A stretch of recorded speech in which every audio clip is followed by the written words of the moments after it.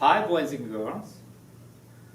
I want to read a book to you today, and it is called David Goes to School by David Shannon.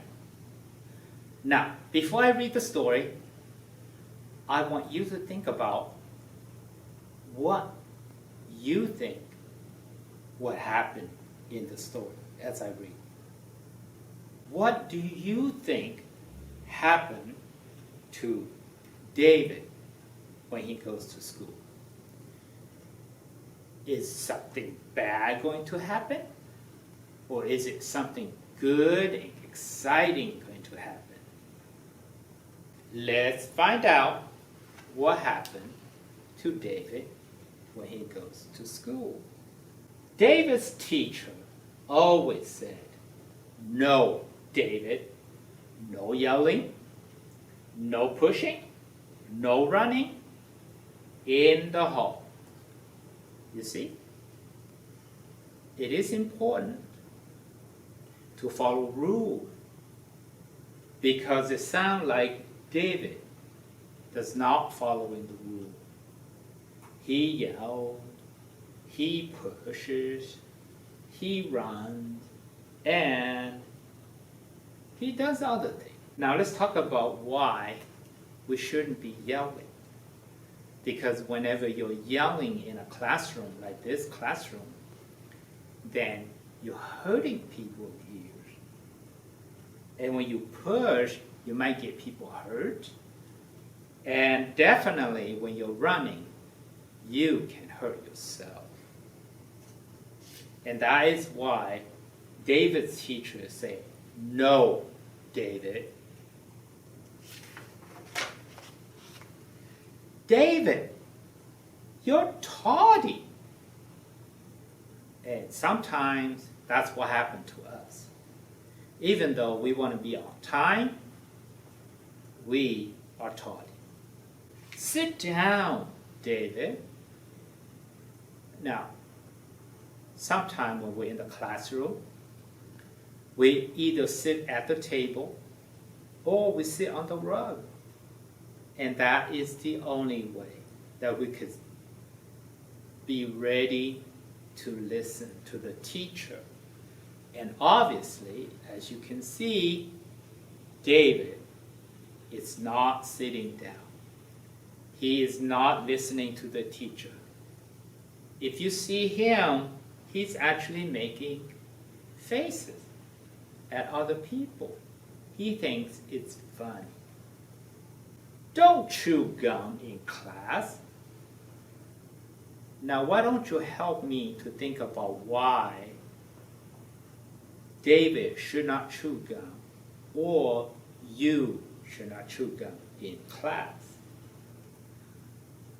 You know, gum is very sticky, right?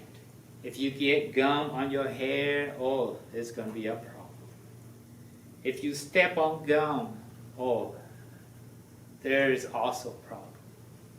And we certainly don't want gum on the floor, on the rug, on the wall, or on someone else's clothing, right? So one of the rules at Pioneer School is you and I do not chew gum. If I catch you chewing gum, I will immediately ask you to spit it out. So don't chew gum. David, raise your hand. This is one of the ways that show that you want to talk. There is a sign, I told you already, but there's a sign that we use to show that we need the bathroom, which is this sign, right? I told you on the other video that this is the sign to go to the bathroom. But if you raise your hand, that means you want to talk. And I think David's teacher also expects him to raise his hand if he wants to talk. but he doesn't.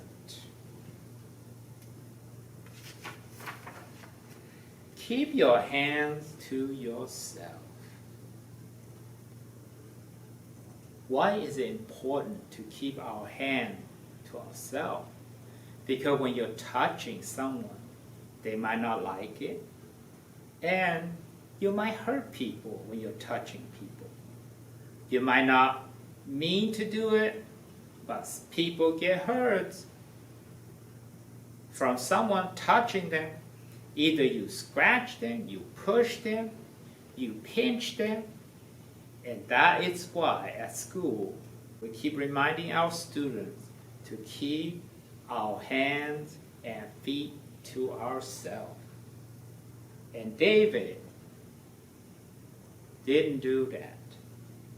Pay attention. That's important. When you want to go to school and learn, you have to pay attention.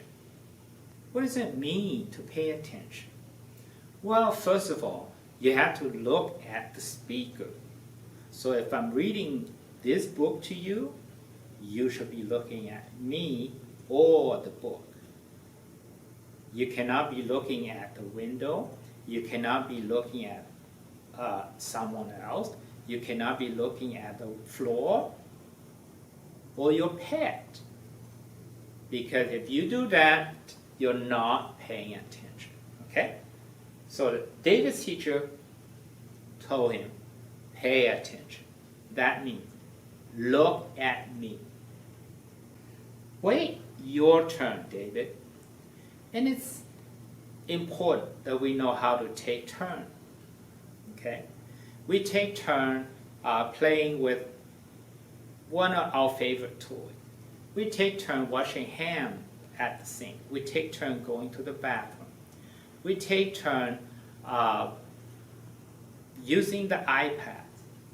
There's so many things that we have to take turn. If you have brothers or sisters, you can't have your parents all to yourself. You might have to take turn.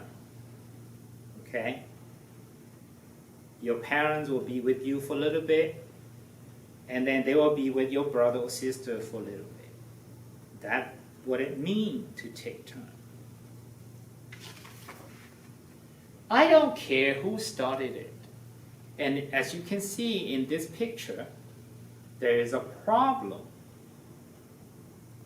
David and his friend were having a food fight. And you know the cafeteria worker wouldn't be happy if they catch you doing this in the cafeteria at Pioneer School. They do not want to clean out the mess after you. So, you never do this, okay? But David did. We don't know who started it, but they had a food fight. It was messy. David, recess is over. The problem here is that he keeps playing when recess is already over. So at Pioneer School, when you hear the bell and you hear the whistle, you have to stop, you have to freeze, and then you hear the whistle 3 times, then you start walking to your number. But did David follow the rule? No, because David keep playing after the bell. When recess is over, he's still playing. If you were to just look at the picture, okay? Look at David. What do you think he wants now? Because the teacher said, again? I know what this means. This means that he needs to go to the bathroom, right? Of course, you are allowed to go to the bathroom, but not so often. I think David just went and then he wanted to go again. That's why the teacher said, again? That's it, mister. You're staying after school. Do you think Mr. Jean wants to keep you after school? Of course not. But if I keep you after school, that only means that you're in trouble. So don't get in trouble. So you don't have to stay after school with me. David, have you finished? So she had him clean the mess that he made. And now if you look at here, do you think he did a good job? Yeah, I think he did a good job. Good job, David. Now she sounds like she's pretty happy with David, because he did a good job. Yes, David, you can go home now. Finally, David is going home to his mom and dad. Now, think about this book. Think about how he behaved in the book. Do you think he behaved really well? Or do you think he's really naughty? And you want to be a good kid, or you want to be a naughty kid? Hey, we all want you to be a good kid. Be good to your mom and dad. Be good to your teacher. Thank you for listening. And we will read another book next time.